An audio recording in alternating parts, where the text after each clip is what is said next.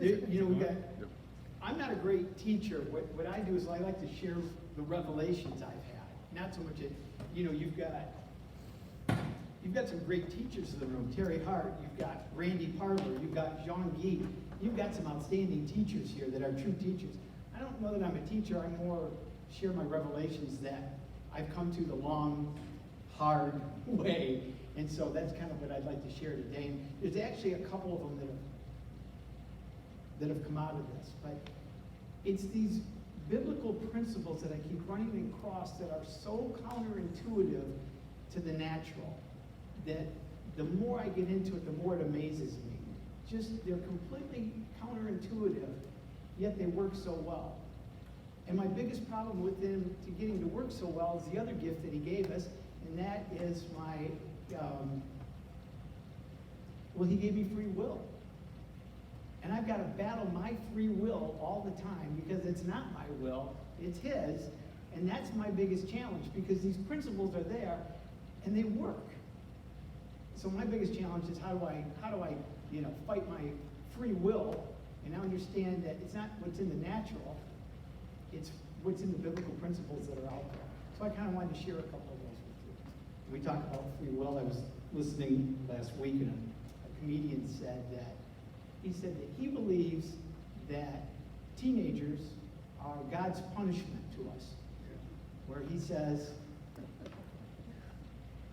there, you have somebody that's in your likeness and have them deny you. That's what it's like, okay? That's what a teenager is. And I thought that was kind of cute. But that's the battle I have, is always trying to come up with battling my free will and what I see in the natural and what I've been taught in the natural and what the biblical principles are. So let me give you a couple of them, okay? I'd like to talk about losing the battle to win the war. I'd like to talk about the seed principle, and I want to talk about praying for your competition. So the first one is losing the battle to win the war. All too often, I'm watching, and we see it more and more these days, people digging in to win some battle that they think is going to advance them in some way, only to turn around and lose the war. And it's so short-sighted. And what I really think we need to do, especially as business people and especially in our businesses, is to have that vision. Not be marching and looking at our feet, but looking up and what's the big picture? What are we trying to accomplish? What's our strategy? Because we get involved in these little battles and we think every battle is for us to win, and that isn't necessarily. There's battles out there that we need to give up if we're going to win the war. And I think that gets lost to a lot of us. We muscle up. We do it in our personal lives. We do it in our marriages. We do it in all these areas where we think winning that battle is going to mean something, when in fact all we've done is lost the war. So as a business leader in running your business, I think that the strategy involved is it's up to you, it's up to us to look up, have the vision to say, what is this battle going to win us? What's the war? And is this battle going to win me this war? And if it isn't, maybe it's time to lay it down. I've got several examples. For me, some of the things for us is I've read some statistics.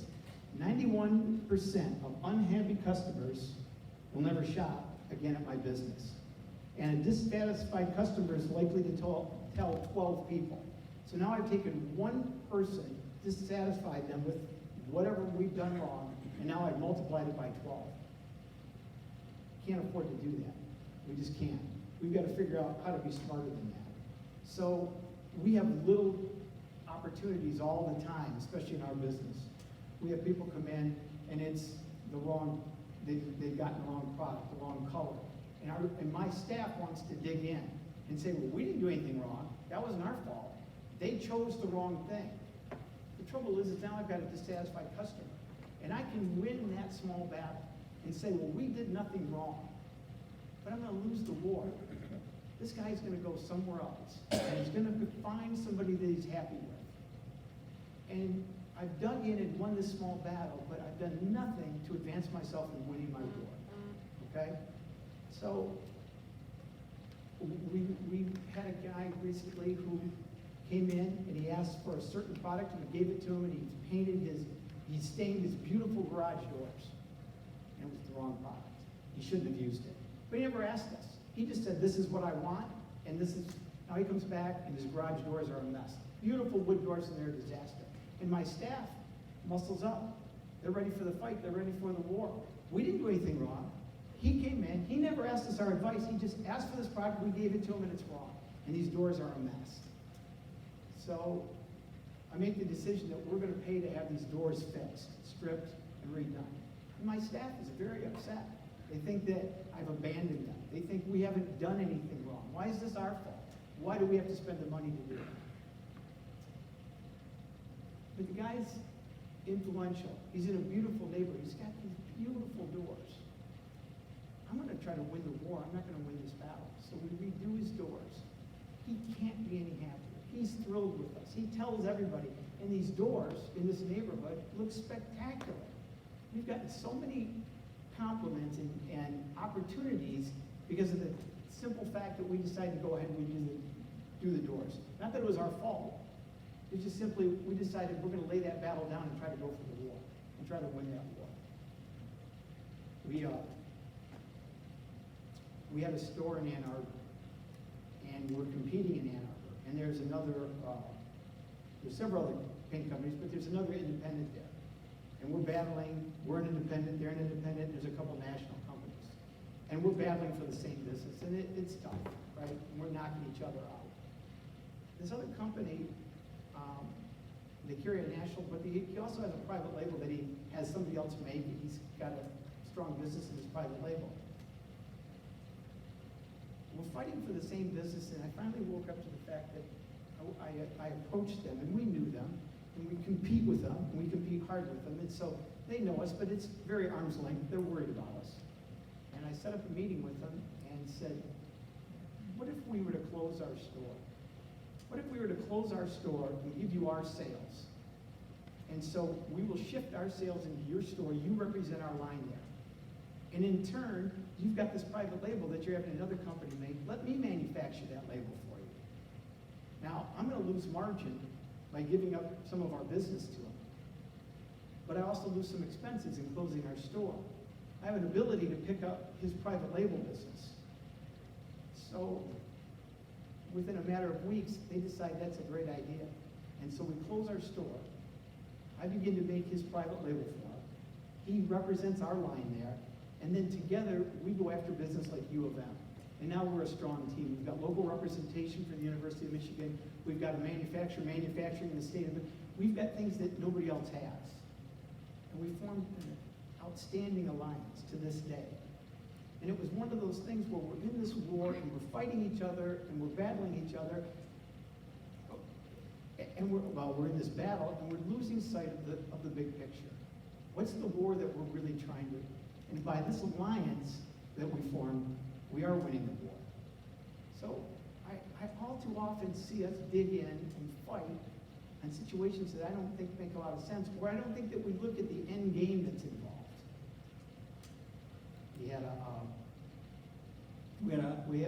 Some of you know, heard me tell the story. We had a contractor, and I'm talking to him at the end of the year, and the contractor says, I'm asking how his year was, and he said it was a good year other than the fact that I got burned. I had a big developer go out on me, and he owes me a lot of money. And we took him to court, and we finally settled, and I took a $60,000 hit. And I'm lamenting it with him, and I'm thinking that's too bad. And, that's a hard hit for a painter to take.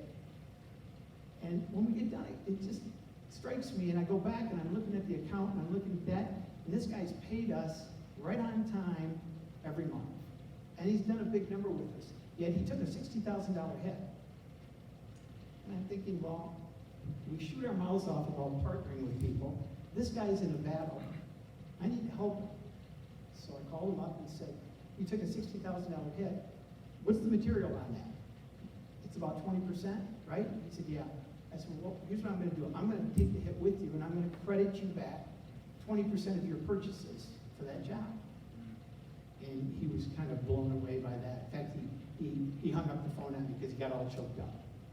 Calls me back and says, I didn't ask you to do that. I said, I know you didn't ask me to do that. But we're going to get in the battle. We're going to help you with this. So we did. You have to understand at this stage, this guy, it was relatively a small thing for me to do, but he's the most loyal customer we've got. He's dragging us on jobs that we've never ever belonged on. It was worth losing that battle with him to win the bigger picture of the war. And I think all too often we lose sight of that. My last one was a bigger one. My last one was a much tougher one to swallow, and it was Demmer.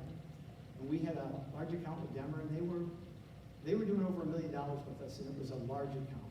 And they have a problem with their spray line. And everyone's pointing the fingers and saying, it's the spray line, it's the paint, it's the steel company, and there's about 3 or 4 of us involved. And everybody's doing the corporate salute, which is, it's not my fault, right? Pointing in the other direction. So we very shortly decided, we don't think it's our fault either, but what we're going to do is we're going to get into this, and we're going to see if we can't win the war. And so we say, I'll tell you what, to replace this thing, it's going to be, it was a big number. And said, we'll take 1/3 of it. We'll step to the table. I don't think we've done anything wrong, but we're going to take 1/3 of that. And at that time, that was a 6-figure number to us. And the other 2 companies that were involved said, well, we're not going to do that, because we don't think it's our fault either. So we do that. And Demmer has a fight with those other guys, and it goes on, but we step to the table, right? Now and that was a big one, and that was hard internally for us to decide to do, because it wasn't our fault. But we're trying to play the long game. We're trying to play, how are we going to really win the war here? Not just this small battle. So now we're 3 years into it, and Denver's gone from a $1 million account for us to a $5 million account. Okay? And the national comes in, one of the big national companies. And they start talking and saying, you don't need these guys, and we're national, and we can do all these things for you. And the lower management begins to say, we probably should be with a bigger company. And this starts to go, and all of a sudden we realize we're in trouble here. And they stage a meeting, and the 3rd meeting, the ownership comes in and says, hang on just a second, we're not going anywhere.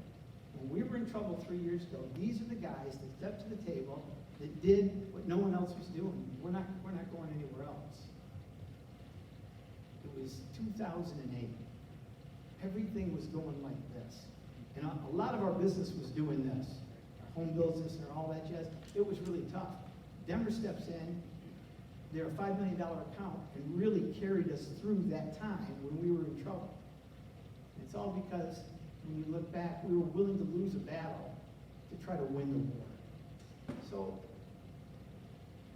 that's my revelation that I keep seeing day to day. When we get in these fights and when we dig in, I think that sometimes we're making a mistake because I think there's a bigger picture to look at. And I would just encourage all of you to say, what's your battle and what's your war? And is there an opportunity to give up a battle so you can win that war? And come on, this place at home, right? How many battles are you in at home over some stupid little thing, and all you're doing is disrupting your home life when that's the war you need to win, right? It's just crazy. And we all do it. So I see that as a biblical principle. I mean, it's the cornerstone of our faith. He goes to the cross. He could have won that battle. All he had to do was say, "A million angels," and I don't need to be doing that. But he knows what the bigger plan is, right? It's our salvation. So he goes to the cross, loses that battle to win the ultimate war, which is our salvation. So it's a wonderful biblical principle. It's right there. It's the cornerstone of our faith, and I think we don't use it enough. Okay. Lose some battles, win some wars. Number 2 is the seed principle. Again, it's counterintuitive. Give to get. Makes no sense, right? Completely counterintuitive. You don't lose battles. Everybody fights. It's counterintuitive. You don't give to get. That's counterintuitive. But it's just an outstanding principle. This one just, I love the complexity of his simplicity. It's got to be simple for somebody like me to understand it. How does it make any sense for me if I have to have seed in the ground if I'm going to call for a harvest? And it just begins to make so much sense to me. All the time we're standing over something, asking for a harvest, and we've got no seed in the ground. So when you're looking and when you're challenged in businesses, I think this is a wonderful principle. My first question to my staff is, where's our seed? Where's our seed? We've got new young sales. We've had all kinds of people come in through the years and talk to our staff about how to grow our sales and how to grow more profitably. There's some wonderful teachings out there and all that jazz. But it finally occurred to me that in the last couple of years is that our message has got to be, where is our seed? I've got young guys out calling on accounts, and they're hoping to grow business, or we're hoping to get a new account. And what we're doing is if we don't have any seed in the ground, then we have no right to a harvest. It's no different than me going out, standing in that parking lot and saying, I'm going to wait for the corn to come up. Corn's not going to come up. I don't have any seed in the ground, right? That's just ridiculous to think about. So with our young staff and our outside sales guys, my question to them is, where's our seed? Where's our seed so we can do that? And they are challenged by that. And I'm giving them examples. So we've got one of our young guys, and I said, there's so many different ways to go do this. Take a new account, call on painters, go out and work with them for a day, hold their ladder, bring them water, bring them lunch. Start working with them. If you start working with them, then you're putting seed in the ground. Now you have a right to stand over that and say, now I can call for the harvest. Because you have seed in the ground, you can call for that harvest. And he's no respecter of men.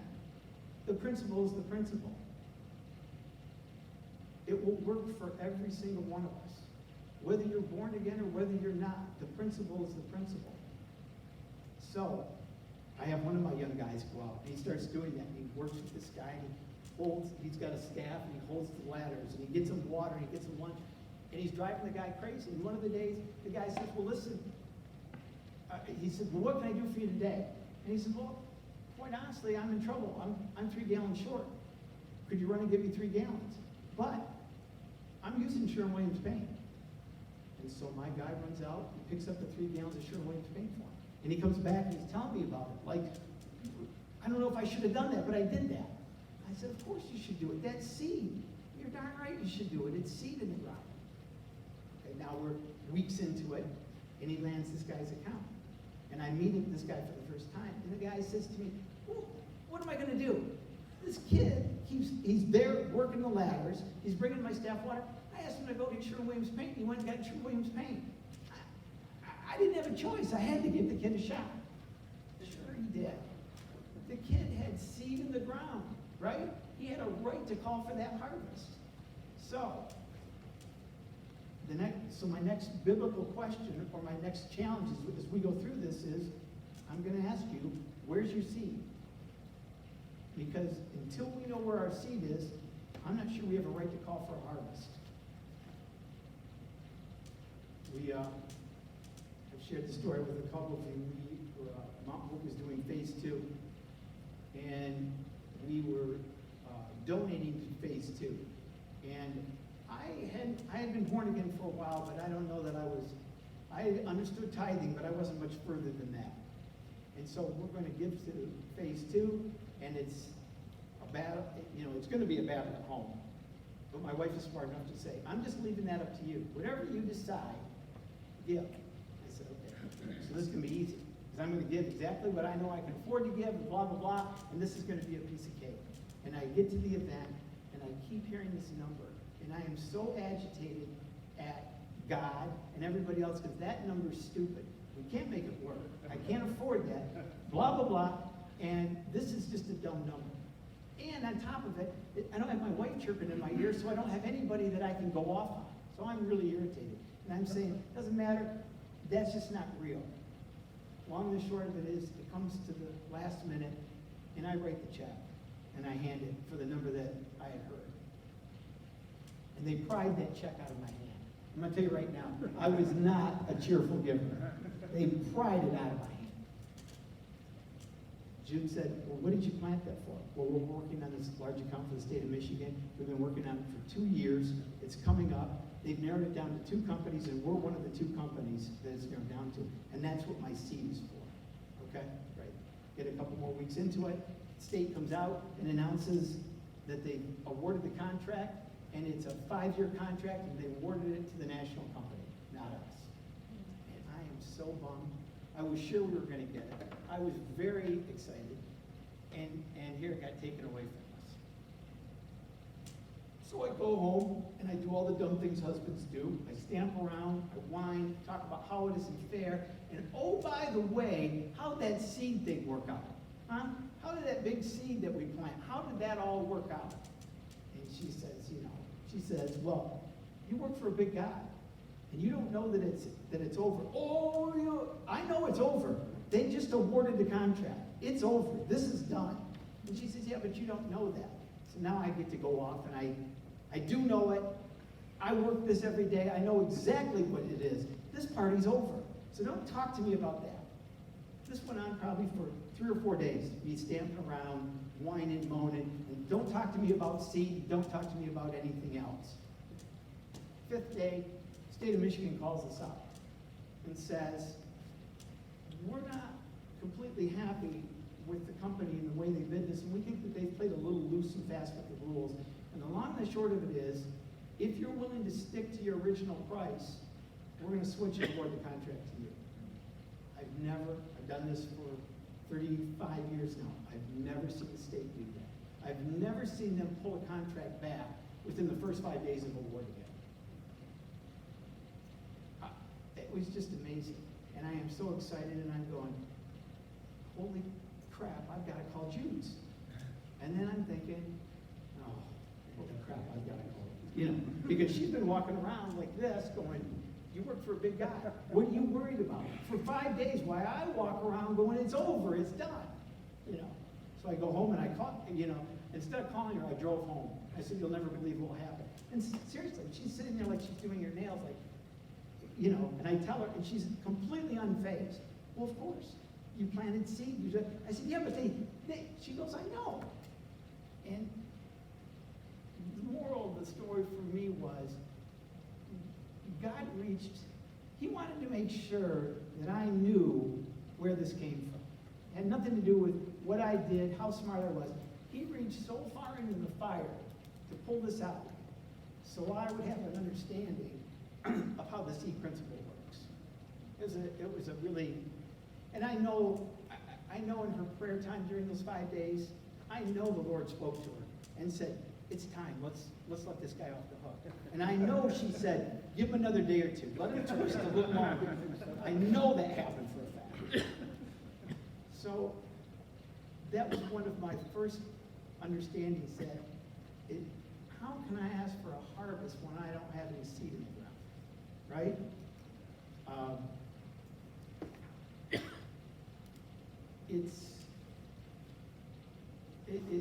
It just makes complete and total sense to me that if we're going to do this, and we're going to have an opportunity, that we need to somehow figure out how to get seed into the ground, and it can come a lot of different ways. I had a young pastor come to me, and he was in charge of students, and they had a big event, and they had 150 students coming in for a 2-day event. And he approaches me and says, I need to feed these guys. I need to feed these guys lunch on whatever day it was, Saturday. And I want to go approach Chick-fil-A. And I want Chick-fil-A to feed these guys. They're a Christian company. Why wouldn't they do this? And how do I go about approaching them? And what do I say to them? And how does this all work? And what he's really asking me for is, he's asking for a handout. He's asking for a harvest, and he's got no seed in the ground. Right? That's what he's really doing. So after talking a while, I said, is this an ongoing event? Yeah. We're going to hold it every year. We've got 150 kids coming in, blah, blah, blah, blah, blah. I said, okay, this year's a bust. This year's a bust. Go make them peanut butter sandwiches, go get a case of water, and that's what you're going to feed them, and that's it. So this year's a seed year. We're going to get seed in the ground. Go to Chick-fil-A. Tell them you've got 150 kids coming in. you'd like to give them a half hour on stage and explain their business model. They're a Christian company, what they do, why they do what they do, and let them explain it. Don't ask a thing of them. Give them the stage. That's 150 of their potential customers. At 18 years, 16 years old, for the next 45 years, they're a potential customer. Give them the stage, let them go. Give them seed. Plant seed in the ground. So he begrudgingly agrees, calls Chick-fil-A, and they said, yeah, we'd love to come in. We get 150 kids there. Chick-fil-A gets up, gives them their lowdown of why they operate, how they do, what it means to be a Christian-based company, and they give it to all of the, they give the stickers. They get them the thing. The following day, the director of the region calls them up and says, that was unbelievable. That was an amazing event. Thank you so much. Are you doing this again next year? He says, absolutely. He says, we want to be a part of it. What can we do? Can we provide lunch? Can we provide dinner? What can we do? And the young pastor calls me up and he's all excited, but of course he's got seed, right? He's got seed in the ground. He can ask for that harvest. It seems so simplistic to me. And it has to be because somebody, for me to understand it, it's got to be that simple. And you see it every day. So my challenge to myself all the time is whatever our issue is, whatever new account we want, whatever piece of business we're going through or going for, I start by saying, where's our seed? Do we have seed in the ground so we can ask for this harvest? So that's my challenge to all of you guys. Whenever you're opening something new, whenever you're going after a client, and there's tons of ways to get seed in the ground. So tell me where your seed is, and then we can start praying for that harvest. Because then we have a biblical right to that harvest.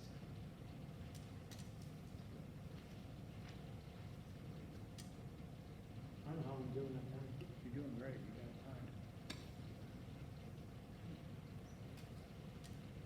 time. Hey, Art, well, I'll come back. I'll come back to that. My other revelation that's worked for me that was really hard to come to, it seems so simplistic now, and I fight it so hard, is praying for the competition. I'm in the paint business. Sherwin-Williams is our major competitor.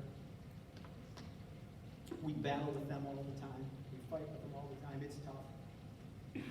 So when my kids were little, when we'd drive by a Sherwin-Williams store, I would always spit. And I taught them how to do that. So if we go by a Sherwin-Williams store, even as little kids, they would spit, because that was, that's what I taught them to do. When we would get business away from them, at times, we reveled more in the fact that we took an account away than actually getting the account. We're losing sight. We've got our eye off the ball. We're more worried about them than we are about other things. I went to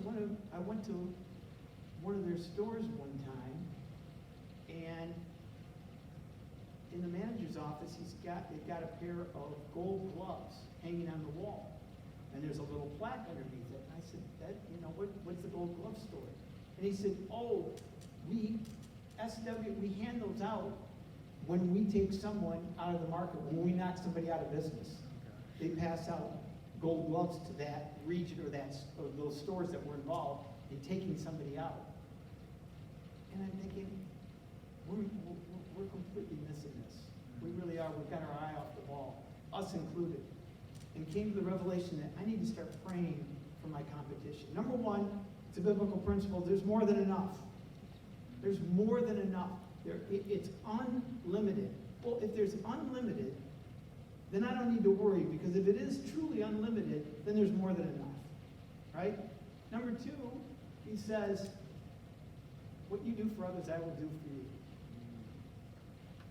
I need to be praying for my competition, because if there's truly more than enough, and he will do for me what I will do for others, then why am I not praying for my competition?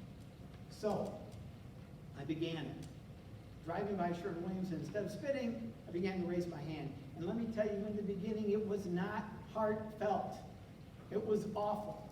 I don't know if you could really consider it praying, but I was at least being obedient. My heart wasn't in it, but I was being obedient. But the longer I did it, and the more I did it, whenever I drive by one now, I raise my hand and pray a blessing over them. Because I know it's going to come back to me. Begin praying for your competition. All these things are counterintuitive to how we operate on a daily basis, but they're biblical principles. I don't care. Terry and I had lunch with Pastor Dave yesterday, and he was talking about Ken Blanchard. And I looked up a statement from him, and Ken Blanchard wrote all the good to greats and all the business, and he became, after that, later in life, he became born again. And I was looking something up the other night, and one of the things he talks about is how he's made the connection between, in his books, and Good to Great, and all these principles, how they are biblical principles. So you start finding somebody that's been successful. I don't care if they're born again or not. If you pay attention, you'll begin to see something that they do, that whether they know it or not, it's a biblical principle. And since he's not a respecter of men, it works for the heathen, it works for the born again, it works for everyone. So I just become more and more enthralled in saying we've got to follow these biblical principles. And I don't care if we give something up and lose a battle. We're going to try to win the war.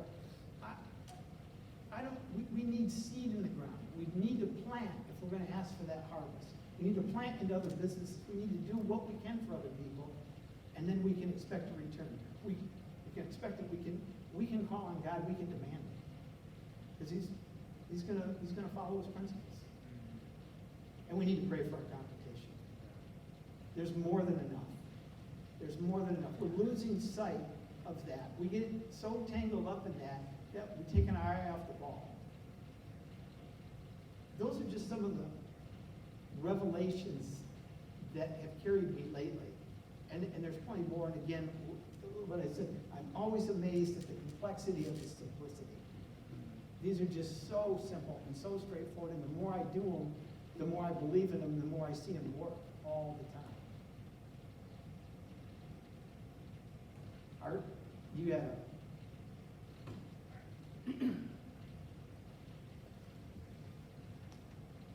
Thanks, John.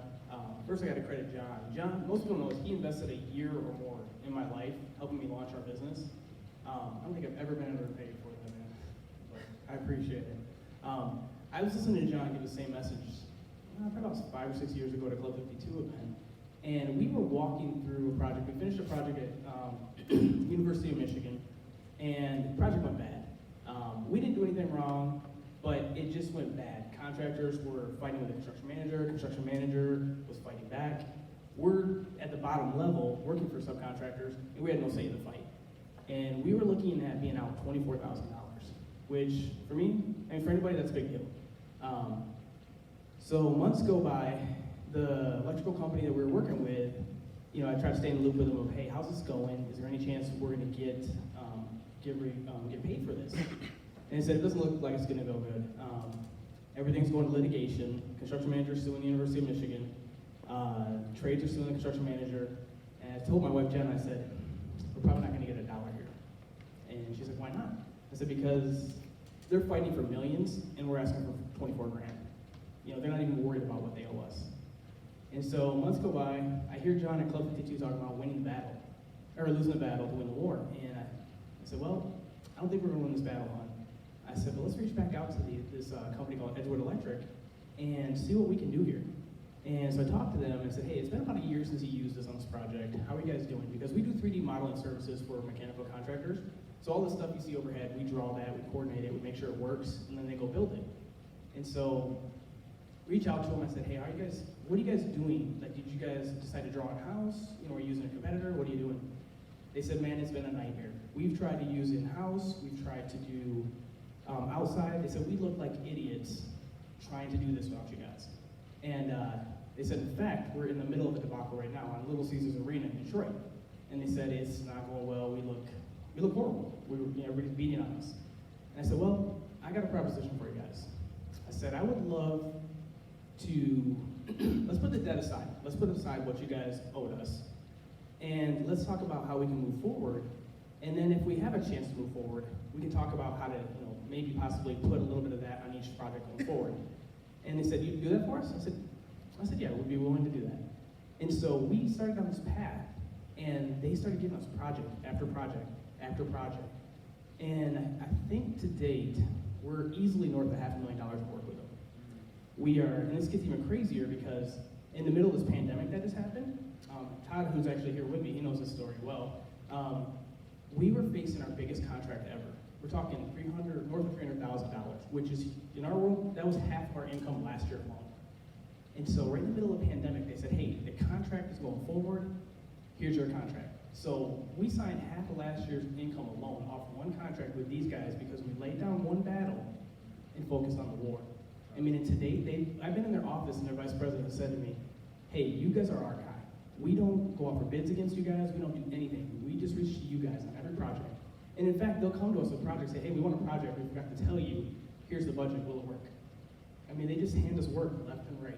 And right now, excuse me, we're in the middle of, we got another bid on the street with these guys. So that 300 and some odd, that was our largest contract ever. They're in the middle of negotiating possibly our second largest contract ever. And I got a feeling they're gonna get it, and it's gonna be a great year for us for letting go of one little battle, to win a war. And then, I was gonna end there, but he's talking about sowing seed, and I grasped this, it's like John, and Todd knows this one, we can't find people that do what we do. What we do is so unique. Nobody goes to school for what we do. It's just we take skill sets from this person, put them together and make these hybrids called BIM managers that we are. And so we can't find people, and our business is on pace to be 3 times what it was last year. And so I've learned this value of sowing seed. And so, in fact, before Todd joined our team, I sowed a huge seed into somebody at Club 52, and Todd joined our team 2 weeks later. He's been a huge asset to our team. He knows that story. And we've been currently looking for possibly 2 more people, and we just can't find them. And so I told Jen, I said, you know what, we're just gonna sow a seed and just let it go. Because now God's at work for this one. And just this week, we hired somebody that we don't have to train. We don't have to, he doesn't even know about this, he's been on vacation. So we've hired somebody, Todd, who's joining our team as soon as we have a computer ready. And we didn't have to search for them. We got an incredible, they came in under what we thought we were gonna pay them. And I didn't have to search the world over trying to find somebody. So awesome principals, and John has invested a lot, and I appreciate it. It's always easy to invest when you've got a teachable heart, right? Yeah. So my last one was kind of a combination of the two. We had a large contractor in the Grand Rapids market, and he got in trouble. He really kind of got stiffed by a general, and he owed us a lot of money, and it was a bad scene. He owed us to the tune of about $200,000, and so we're in trouble, and he can't pay us. And so we're in this fight, right? We're going to be in this battle. And I drive down to meet with him, and it's been a while since he's paid. He explains the problem, but I know him, and he really shows his heart that he says, everyone in the world is telling him, file for bankruptcy. Just file for bankruptcy and leave, and just walk away from it. And he says, I just don't want to do that. I just really don't want to do it, but I'm in trouble. I can't pay. And I've got a ship to write, and I don't know that I can. So I'm driving back, and I'm trying to kind of go through what are we going to do here, and what's the plan, and what can we do, and we've got a battle here, and how do I win the war, and what can we do? And I come up with an idea to say what we could do. I devised this plan on the drive back. I walk in. At that stage, my father was still CEO of the company, and I went into his office and he said, well, what happened? And we're about to take a large hit, and how did it go? And I said, well, here's my idea, and I pitched my idea to him. My idea was, let's go co-sign a note for him. Let's go co-sign a note for $200,000 for him and string it out over 5 years. If that might give him the runway that he can make those kind of payments, we'll collect the $200,000, he'll make the payments, and if it all goes well, that's great. If it goes poorly, then we're on the hook to pay the $200,000 back, but we can do it over a 5-year period, and instead of taking a $200,000 hit this year, we'll take a $50,000 hit and another $50,000, and we can afford that, and we can stomach it better. And let's go sign a note. My father looks at me, as only a father and a son can, he goes, are you out of your mind? This guy owes us $200,000 and you want to go sign a note and get in deeper. And I said, yeah, I think it's, and he said, oh, please, just get out. Just leave. I can't handle any more of your ideas. Just leave. God, I love the man. I would infuriate him, right? He goes, I sent you down there to try to solve this thing, and you come back and say you want to co-sign a note with the guy for $200,000. Next day he walks into the office and he goes, I can't believe I'm going to say this, but I think that's not a bad idea. The more I've thought about it and I've slept on it, I think you're right. So we go down, strike a deal with the guy and say, we'll co-sign a note. This is what we're going to want. You've got to can you make these payments? Yep. Blah, blah, blah, blah, blah. And that's exactly what we did. And crossed our fingers that he could make it, and if he couldn't. So it was a 5-year note. Guy paid it off in 3 years. Unbelievably. He's an enormous customer for us. And he is as loyal as you can get. And I believe it was a God idea at the time. And I wouldn't do that for everybody, but he was a guy of integrity. He was a guy that I knew made sense. And it was an unusual situation that we got a huge win out of it. We kept him in business. He's been outstanding, and we gained an enormous account for it. So I think we need to plant seeds, and I think we need to give up some battles to win some wars. And there's great opportunity out there for us. Thanks. I just want to thank John because I thought at first he was going to tell the story about me, because I think that must be in their operation manual, that when someone gets in arrears, they go out and co-sign notes for them. But I owe O'Leary, this is probably early 2000s. I lost just about everything between 2002 and 2009. Somewhere in the early 2000s, I owed O'Leary about $200,000. Let me even go back farther than that. This is back into the 70s, when my business partner he took all the money out of our checking account. You remember the I know. And I think I owed the IRS taxes, and I owed O'Leary maybe $2,500. Back then that was $1 million. And O'Leary worked with me to pay off that amount, and they've been my primary supplier ever since. Well, in the early 2000s, I probably owed you about $200,000, and I can remember John. Actually, you were on vacation, and John called me, all concerned about our lack of payments to them. And anyway, to make a long story short, him, his brother, and his dad showed up at my office one day, and with an offer of signing or co-signing a note so that I could borrow the money to pay O'Leary, and it all worked out. Great. Yeah, it worked out really good. So really appreciate you, my man. When we did that one, it was easy for my father had an easy one with that. He says, listen, as long as we're dealing with somebody with integrity, we should do these things, because we're not a national company. That's things that we can do that they can't, as long as we're dealing with somebody with integrity. And if we do it with Terry Hart, if we get burned by Terry Hart, we've been burned by the best. That's a guy of integrity. We're going to do that. That's exactly how I remember that story. So, thanks, everybody. Thanks so much for sharing with us, John. And what we talked about, last time we put topics on the table, and I think John has shared enough good things to provide us topics for discussion at our table. But one thing that both John and I and Jeff and AJ, who's not here today, thought would be good today is to talk about two things. Is one, how we can grow the group, right? How we can grow the Kings Club. Because our vision is big. We want to affect the marketplace. We want to affect the community, even beyond the community. And secondly, so how can we grow the Kings group? And then secondly, how can we get people to this event? And I really believe this event, Pastor Dave's Pastor Dave's event in September.